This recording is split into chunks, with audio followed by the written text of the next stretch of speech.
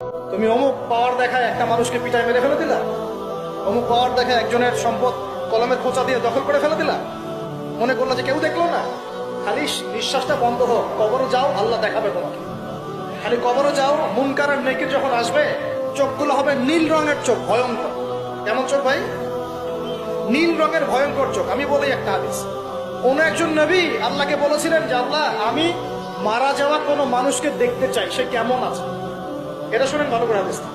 মারা যাওয়া কোনো মানুষকে আমি দেখতে চাই, সে কেমন আছে। আল্লাহ পাক সেই নবীর আরজি কবুল করলেন, বললেন আচ্ছা ঠিক আছে, দেখাচ্ছি। কবরের সামনে গিয়ে দাঁড়ালেন।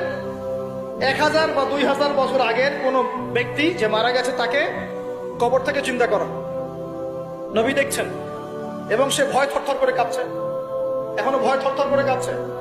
নবীজি আমাদের নবী নন, অন্য কোন নবী তিনি। সেই নবী বলছেন যে তুমি ভয় কাঁপছো কেন?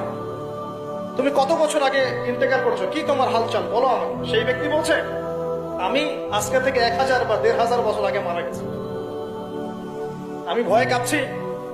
যখন আমি মারা যাচ্ছিলাম, মালাকুল মউত যে আকৃতি নিয়ে আমার সামনে এসেছিল, ওই আকৃতি আমি এখনো ভুলতে পারি না, তাই দেখে আমি থরথর করে কাঁপছি।